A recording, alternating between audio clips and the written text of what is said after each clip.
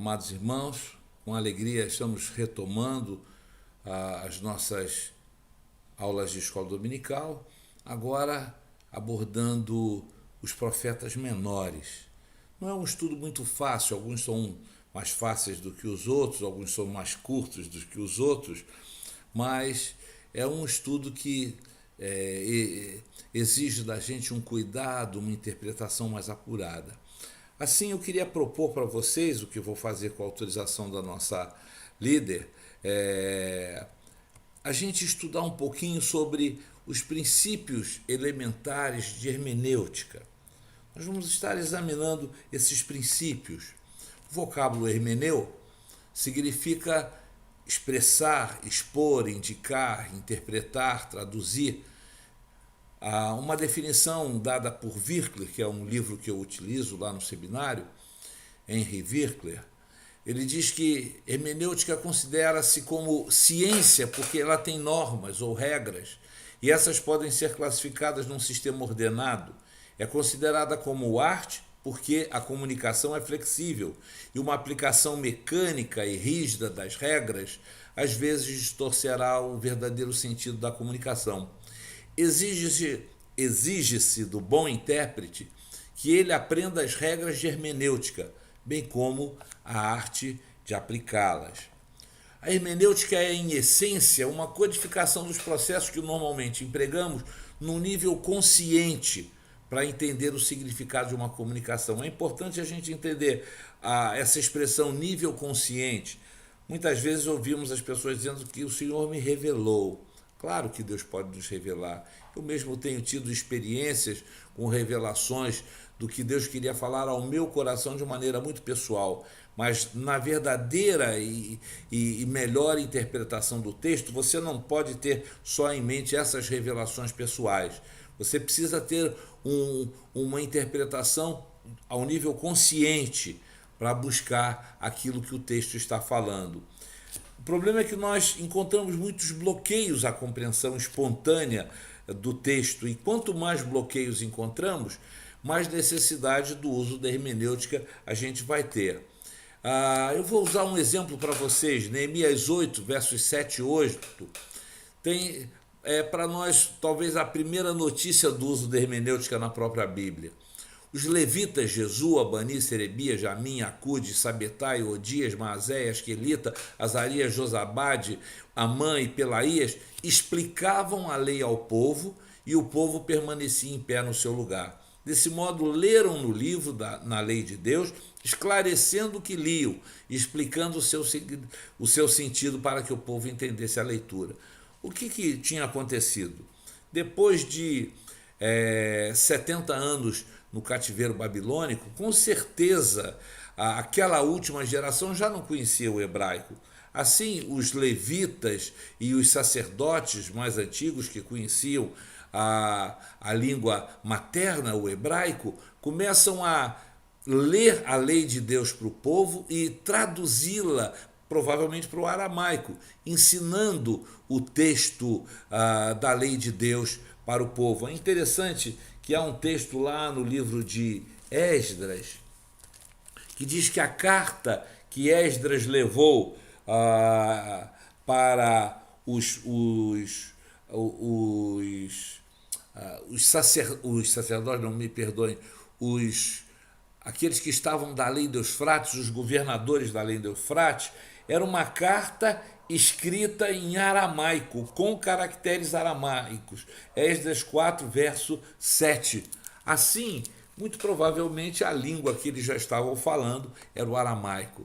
Eu falei de bloqueios. Segundo Virkler, nós encontramos vários tipos de bloqueios. Primeiro, o bloqueio histórico, ou seja, o texto que a gente está lendo foi escrito numa época diferente. Há um abismo cultural também entre nós e o texto, porque a cultura daquela época era completamente diferente da cultura que nós temos hoje. Há também uma diferença linguística. A língua é viva, a língua está sempre se alterando, se modificando, se adequando à realidade do século. E a língua que era utilizada, hebraico, aramaico e grego, ela vai se modificando também ao longo do tempo. E por fim, temos uma lacuna filosófica. Ou seja, a forma como se via a vida naquele tempo, a cosmovisão daquele tempo era totalmente diferente da cosmovisão que nós temos hoje. Assim, nós precisamos enfrentar esses bloqueios e, com a ajuda da hermenêutica, vencê-los para ter a melhor interpretação dos textos. As escrituras devem ser interpretadas literalmente ou figurativamente, simbolicamente. Por exemplo, se eu ler a frase "foi colocada na cabeça do rei uma coroa cintilante de joias", ela pode ser perfeitamente interpretada no sentido literal. A coroa na cabeça do rei, ela era cintilante de joias. Mas olha só essa frase em sentido figurativo. Um pai bravo falando com o filho: "Na próxima vez que me chamar de coroa, você vai ver estrelas ao meio-dia." Ninguém vê estrelas ao meio-dia. E coroa é o que se põe na cabeça. Mas aqui, particularmente no Brasil, a gente chama os mais velhos de coroa. Alguns livros, como o livro de Daniel, o livro de Ezequiel, desculpem, e o livro de Apocalipse, são cheios de símbolos, de figuras. E olha só esse texto de Apocalipse 12:1. "Viu-se grande sinal no céu, a saber, uma mulher vestida do sol, com a lua debaixo dos pés e uma coroa de 12 estrelas na cabeça." Ela é toda simbólica, é todo simbólico esse texto.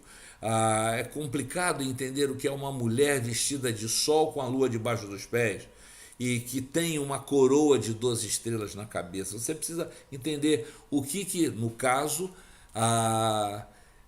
o nosso evangelista João queria dizer com esse texto.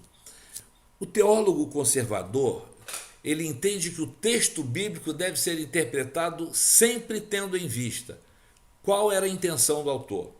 Às vezes a gente costuma querer interpretar um texto achando que é o que o texto diz para mim, mas não, você tem de ir lá no tempo em que ele foi escrito.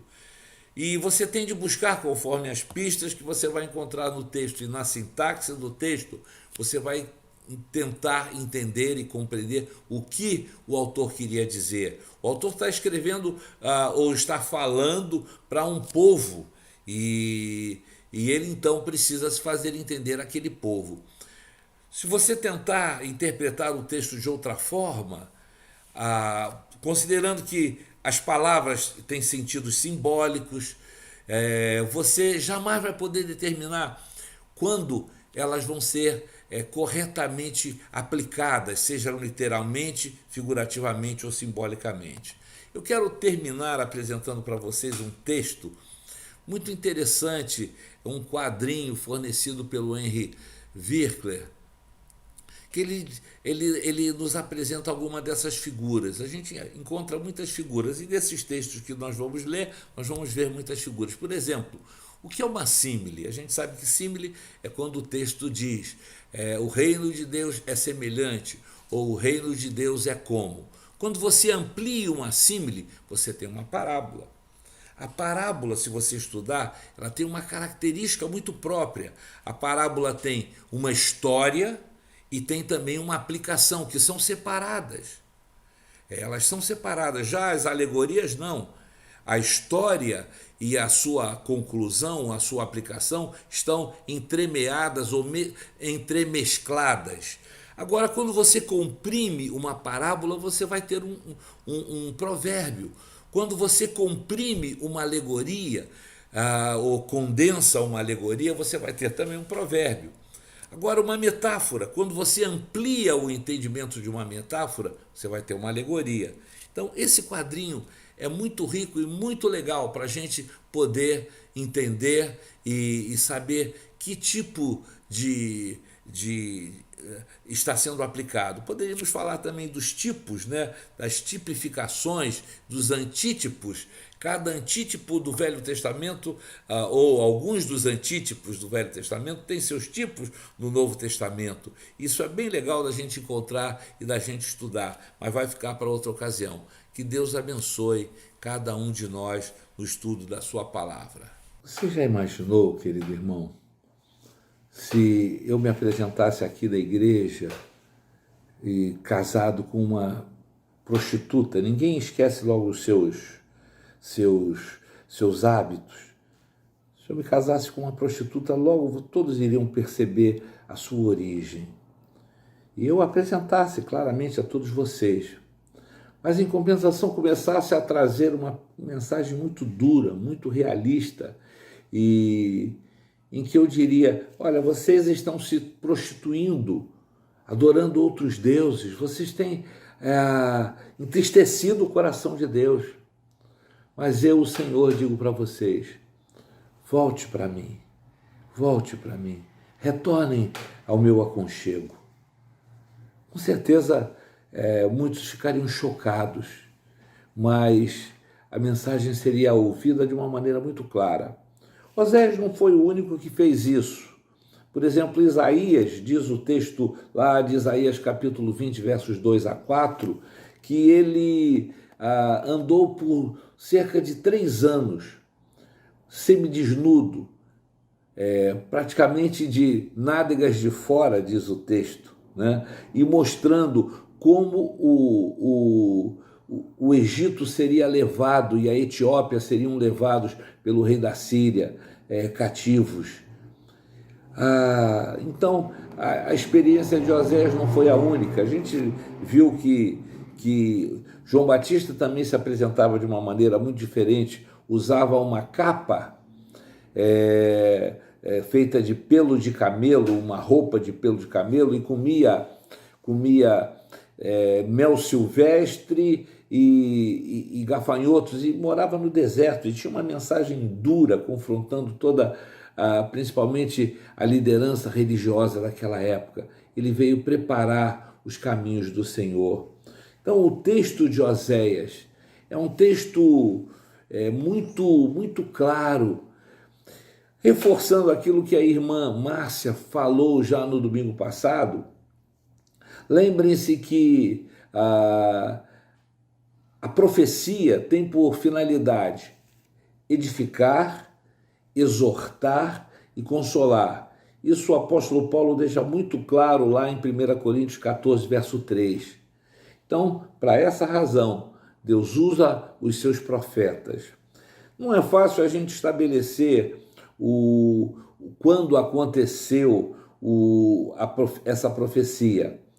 A gente sabe que o povo de Israel já estava separado em 2 reinos, mas se tem muitas datas conflitantes, mas é certo que entre os anos 738 a.C. até os anos 720, o ministério de Oséias se estendeu, mais ou menos cerca de 20 anos. Isso acontece num momento, também Márcia mencionou isso domingo passado, em que o Reino do Norte e o Reino do Sul estavam já separados.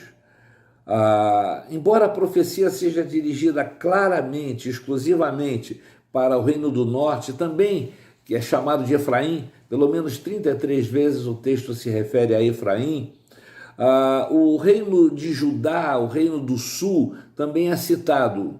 Em Judá ficava Jerusalém, a capital onde deveria ser a adoração do povo de Israel. Talvez seja citado particularmente para a gente poder situar bem o momento da profecia. Mas a profecia é claramente direcionada para o Reino do Norte. Isso se vê claramente nos capítulos 1, verso 4, 6, capítulo 4, verso 1, 15 e 16, e em outros textos também, onde Efraim ou Israel é direcionado. Efraim é o filho de José. No cenário político, havia também uma grande expansão nos 2 reinos, tanto territorial como também econômica, particularmente porque o Reino do Norte havia parado de ser, como é que se diz, Ben Haddad III, que fazia muita pressão contra eles, tinha arrefecido o seu ânimo de atacar Israel. Então, como a ameaça contra Israel tinha diminuído, eles progrediram. territorialmente eles alcançaram Damasco, tomaram Damasco, e agora viviam um tempo de bastante prosperidade. A capital, Samaria, detinha os principais homens de negócio de todo o Reino do Norte e ostentavam também a sua riqueza. Era um momento em que as suas casas eram como casas da nobreza. Mas, por outro lado, vale a pena a gente chamar a atenção também. As desigualdades apareciam de uma maneira gritante. Os ricos ficavam cada vez mais ricos, enquanto os pobres ficavam cada vez mais pobres. Tanto do ponto de vista religioso como moral, Israel praticamente atingia seu último estágio, o último degrau. Até os sacerdotes uniam-se aos salteadores e aos assassinos da época que viviam nas estradas. Parece que tinham seus conchavos. A depravação moral e espiritual deles chegara a tal ponto que sacrificavam crianças e se prostituíam cultualmente, assimilando as culturas dos povos pagãos, principalmente cananitas e outros povos lá da região. Anteriormente, Amós, que parece ter influenciado bastante Oséias, havia sido enviado de Judá para condenar Israel por sua corrupção moral, indiferença religiosa e, por isso, atender à repreensão que eles estavam sofrendo. O ministério de Amós foi curto e explosivo. Entretanto, o ministério de Oséias vai ser longo e paciente. Oséias se dirige ao povo como um pastor que implora e derrama lágrimas por um rebanho enlouquecido a caminho da destruição. Assim foi o ministério, esse longo ministério de Oséias. O povo tinha esquecido completamente a aliança feita com Deus lá no Sinai e vivia baseado na idolatria fenícia e cananita, e acreditavam em Baal e Astarote e deuses da prosperidade, da fertilidade. E na época de Jeroboão I, Jeroboão havia construído lá em Israel duas estátuas de bezerros de ouro representando esses deuses e eram objeto de adoração do povo de Israel. E os israelitas também tinham por costume subir aos altos para adorar nos altos. E também tinham as festas pagãs, onde procuravam adorar os deuses e assim terem boas colheitas e faziam rituais terríveis que afrontavam a Deus. Uma das suas práticas que tremendamente chocava a Deus era a prática do cultual de relacionamento com prostitutas que viviam nos templos. Oséias então atribui esses erros grosseiros à liderança de Israel, a liderança tanto política como a liderança religiosa. O capítulo 5, de 1 a 5, vai mostrar isso de forma muito clara. Escutem só o que diz o texto. Ouçam isto, sacerdotes. Fique atenta, ó casa de Israel. Dê ouvidos, ó casa do rei, porque a sentença é contra vocês. Pois vocês foram um laço em Mispá e uma rede estendida sobre o Tabor. Os rebeldes se aprofundaram na matança, mas eu castigarei todos eles. Eu conheço Efraim, e Israel não me está oculto, porque você, Efraim, se prostituiu, e Israel está contaminado. O que eles fazem não lhes permite voltar para o seu Deus, porque um espírito de prostituição está no meio deles, e não conhecem o Senhor. A arrogância de Israel abertamente dá testemunho contra eles. Israel e Efraim cairão por causa da sua iniquidade, e Judá cairá juntamente com eles. Veja que o verso 2 diz que se aprofundaram na matança. Uma outra versão diz, se aprofundaram na corrupção. Isso não é muito diferente do que a gente tem visto e encontrado em relação à nossa liderança política e até mesmo liderança religiosa dos nossos dias. Essa dura e difícil mensagem de Deus através do profeta Oséias, sem sombra de dúvidas, é uma grande exortação ao arrependimento, que é dirigida às 10 tribos, talvez 50 ou 60 anos antes do cativeiro, pois o cálice de iniquidade deles já estava chegando rapidamente ao seu topo, já estava cheio. A Bíblia usa muitas vezes essa expressão, quando o cálice da ira do Senhor já se torna insuportável para ele. O próprio nome de Oséias, que quer dizer em hebraico Rocheia, Yahvé, a salvação, traduz o que Deus pretendia ensinar ao seu povo. Veja que Oséias tem a mesma radical do nome Josué e também do nome Jesus, Yeshua. Oséias foi um dos poucos profetas do Reino do Norte, Israel, que deixou profecias escritas. O livro vai usar muitas metáforas e simbolismos que ilustram a amplitude do amor de Deus por seu povo. Interessante que eu apresentei um quadrinho com algumas dicas de como deve ser interpretado, espero que tenham passado antes, mas, por exemplo, eu não falei de metáfora. A metáfora é uma comparação não expressa. A metáfora não usa as palavras semelhante ou como. Quando você encontra as palavras semelhante, o reino de Deus é semelhante, o reino de Deus é como. Você está se referindo a uma símile. Na metáfora, o sujeito e a coisa com a qual está sendo comparado estão entrelaçados, mas o autor não pretende que sejam interpretadas literalmente.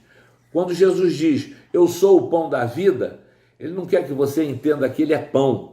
Quando ele diz, eu sou a luz do mundo, ele não quer que você entenda que ele é luz, ele é um fóton, mas ele está usando uma metáfora.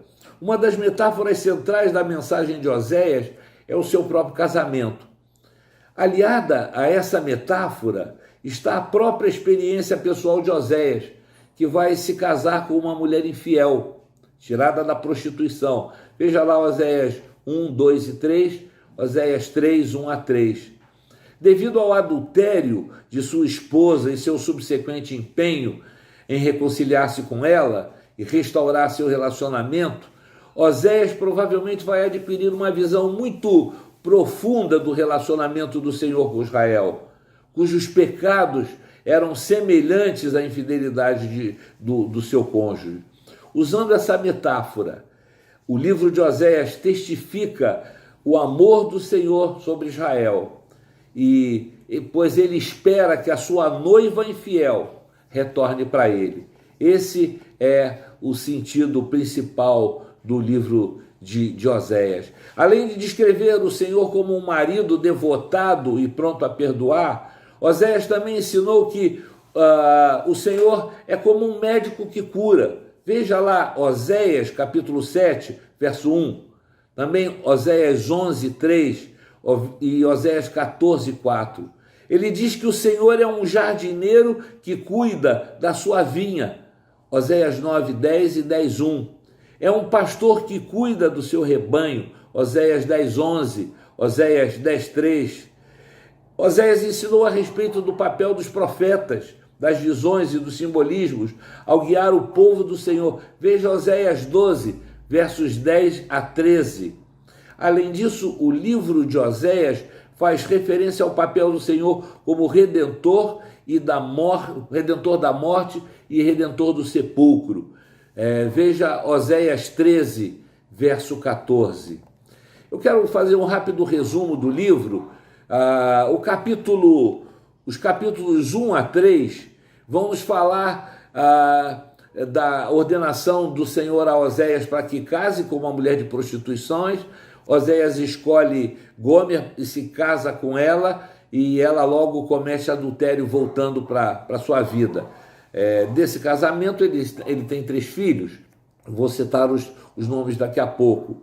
Israel, a esposa, é infiel ao Senhor, que é o marido, e aí vai atrás de outros amantes. Sua infidelidade simboliza também a adoração aos deuses falsos por parte de Israel, depois de destacar os julgamentos que adviriam aos israelitas por quebrarem a aliança. O Senhor misericordiamente os convida a arrependerem-se, a fazerem uma nova aliança com ele.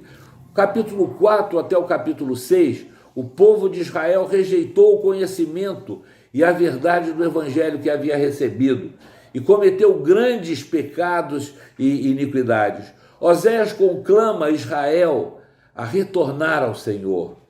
Nos capítulos 7 a 14, por intermédio de Oséias, o Senhor proclama como vai punir o povo de Israel por seus pecados. No entanto, ele também expressa sua misericórdia e sua bondade. O Senhor relembra que tirou o povo de Israel do Egito, mas eles rejeitaram seu Deus. Por intermédio de profetas, visões e simbolismo, o Senhor então ensina e orienta seu povo. E o Senhor vai nos resgatar da morte. O povo de Efraim vai se arrepender finalmente dos seus pecados nos últimos dias. Eu quero concluir fazendo alguma menção de maneira muito especial ao capítulo 4. O capítulo 4 é maravilhoso. Oséias vai de uma maneira muito geral e eu poderia dizer clássica, discorrer sobre o seu mundo, mas ele também está falando que a mesma coisa acontece nos dias de hoje. A gente não precisa de grande esforço para interpretar e adequar isso aos nossos dias. Veja o que diz a palavra do Senhor lá em Oséias capítulo 4, versos 1 a 3. Ouvi a palavra do Senhor, vós filhos de Israel, porque o Senhor tem uma contenda com os habitantes da terra, porque nela não há verdade, nem amor, nem conhecimento de Deus. O que só prevalece é perjurar, mentir, matar, furtar e adulterar. E há arrombamentos e homicídios sobre homicídios. Parece que a gente está lendo o jornal de hoje. Por isso a terra está de luto, e tudo e todo que mora nela desfalece, com os animais do campo e com as aves do céu, e até os peixes do mar perecem. Como é claro esse texto, penso que ele dispensa qualquer atualização.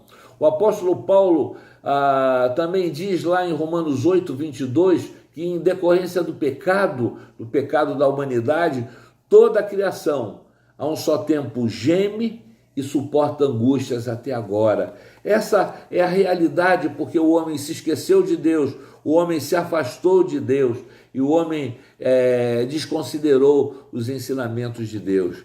Deus então vai confrontar aquele povo distante, mas muito amado por ele. Um povo que estava totalmente envolvido por práticas idólatras, chegando ao absurdo de se prostituir numa forma de culto, eu diria de culto irracional. Praticavam sacrifícios terríveis, sacrifícios de crianças, até os seus próprios filhos eram sacrificados, como nos cultos pagãos, o que Deus detestava. Para Deus era absurdo isso e inaceitável.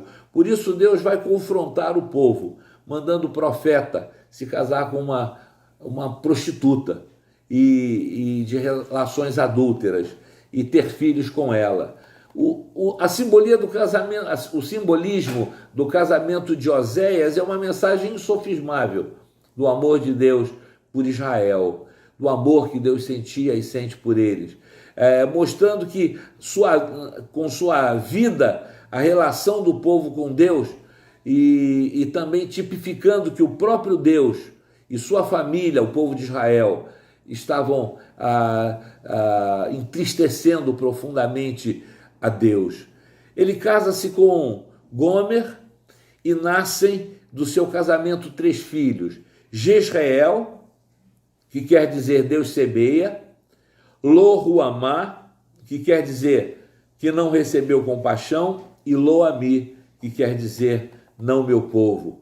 Pouco depois de ter tirado a mulher da prostituição, Oséias a vê novamente voltando à sua vida anterior de pecado e de sujeira, vendendo o seu corpo num templo pagão. Veja como é interessante. Isso demonstra o profundo amor de Deus também por nós. Veja o que diz o capítulo 3, versos 1 e 2. O Senhor me disse: vá outra vez e ame uma mulher que é amada por outro e é adúltera. Assim como o Senhor ama os filhos de Israel, embora eles olhem para outros deuses e amem bolos de passa.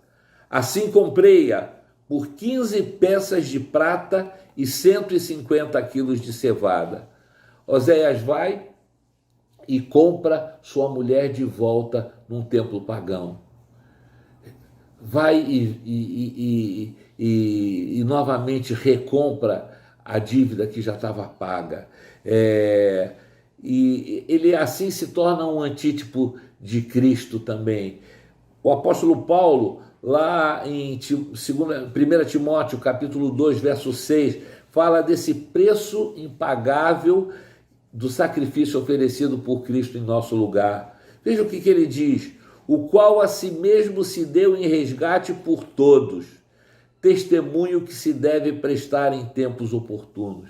Jesus se fez sacrifício por nós e pagou com o seu próprio sangue. Ainda Paulo, lá em 1 Coríntios capítulo 6, versos 20, nos adverte dizendo: porque vocês foram comprados por preço, esse preço de sangue. Agora, pois, glorifiquem a Deus no corpo de vocês. Paulo vai dizer que toda vez que a gente peca, que a gente até se une a uma prostituta, a gente se torna prostituto com ela. Oséias vai então mostrar como Deus pacientemente tentou cuidar dos seus filhos, colocou-os no colo, levando-os nos braços, como fez com Efraim, enquanto eles sacrificavam aos deuses estranhos, aos bezerros de ouro, e ofereciam libações às imagens de escultura e se prostituíam nos templos. Capítulo 11, versos 1 a 3 diz isso. Eu gosto muito desse texto de Oséias 11, verso 4. Diz que Deus os atraía com circunstâncias favoráveis, tentando prendê-los junto deles. Veja o que diz o texto: atraiu com cordas humanas, com laços de amor. Fui para eles como quem alivia o jugo sobre as suas queixadas, e me inclinei para dar-lhes de comer. Como esse texto é lindo. Deus faz isso conosco, sempre nos atrai de alguma maneira. Quantos de nós temos sido atraídos com cordas humanas, circunstâncias que Deus mostra para nós? Embora de longe eu possa imaginar a dor do coração de Deus, de ver o seu povo assim tão distante. Posso imaginar a dor do coração de Deus quando nos vê assim. Oséias clama então, capítulo 13, verso 2, agora pecam cada vez mais, e da sua prata fazem imagens de fundição, ídolos segundo o seu conceito, todos obras de artífices, e dizem: ofereçam sacrifícios a eles. Chegam até a beijar esses bezerros. Veja aqui como era grande a dor do coração de Deus. Por isso, preste atenção no convite final que Oséias faz por sua boca, né? O convite que ele faz da parte de Deus. Capítulo 15, versos 1 a 7, diz assim: volta, ó Israel, para o Senhor, teu Deus. Pelos teus pecados estás caído. Tende convosco palavras de arrependimento e convertei-vos ao Senhor. Diz ele: perdoa toda iniquidade, aceita o que é bom e, em vez de novilhos, os sacrifícios dos nossos lábios. A Síria já não nos salvará, não iremos montados em cavalos e não mais diremos as obras das nossas mãos. Tu és o nosso Deus, por ti o órfão alcançará a misericórdia. Curarei a tua infidelidade, eu de mim mesmo os amarei, porque a minha ira se apartou deles. Serei para Israel como orvalho. Ele florescerá como lírio e lançará as suas raízes como o cedro do Líbano. Estender-se-ão os seus ramos, o seu esplendor será como o da oliveira e sua fragrância como a do Líbano. Os que se assentam de novo à sombra voltarão. serão vivificados como o cereal e florescerão como a vide. A sua fama será como a do vinho do Líbano. Que texto lindo! Me emociono quando leio esse texto. Este é o chamado de Deus, não só para aquele povo, mas é também o chamado de Deus para nós, o chamado de Deus para a sua igreja. Da mesma forma que é seu misterioso, ministério glorioso de chamar o homem à confissão dos seus pecados. Deus tem nos chamado a nos arrepender e a termos uma mudança radical na nossa atitude. Nossa salvação não está nas vacinas, a nossa salvação não está nas armas de guerra, nos caveirões, nas estratégias de combate ao crime, nem nos tanques, nos soldados bem armados, amados ou não, como diz a música. Mas a nossa salvação está única e exclusivamente no Senhor nosso Deus, que é rico em perdoar. Sua promessa à adúltera é a mesma promessa que ele faz a todos nós nestes dias atuais. Veja o que ele diz no capítulo 2, versos 14 e 15, outro texto que eu sou apaixonado. Portanto, eis que eu a atrairei e a levarei para o deserto, e lhe falarei ao coração, e lhe darei dali as suas vinhas e o vale de Acor por porta da esperança. Às vezes nós não entendemos quando somos atraídos para o deserto. Somos levados ao deserto. Talvez você esteja num deserto nesse tempo e esteja vivendo como que no Vale do Acor. Vale do Acor significa vale da destruição, vale do desespero. Mas Deus faz desse lugar terrível uma porta de esperança. E dali ele faz a gente experimentar do que as suas vinhas que representam da sua alegria. Deus quer que a gente se apresente a Ele, se apresente de mãos vazias. Quantas vezes a gente se chega diante de Deus com as mãos cheias de argumentos, cheias de desculpas, cheias de defesas que nos impedem de receber e desfrutar da sua graça salvadora, da sua graça consoladora e transformadora. Assim, chegue diante de Deus com confissão, com reconhecimento da sua fraqueza, que são a melhor forma de nos esvaziarmos e esvaziarmos as nossas mãos. Eu queria convidar você nesse final de aula a se saciar da graça de Deus. Venha, se sacie da graça de Deus. Chegue à presença de Deus e se ache no seu colo amoroso, como ele faz o convite a Efraim. Deita no colo dele, descansa no colo dele.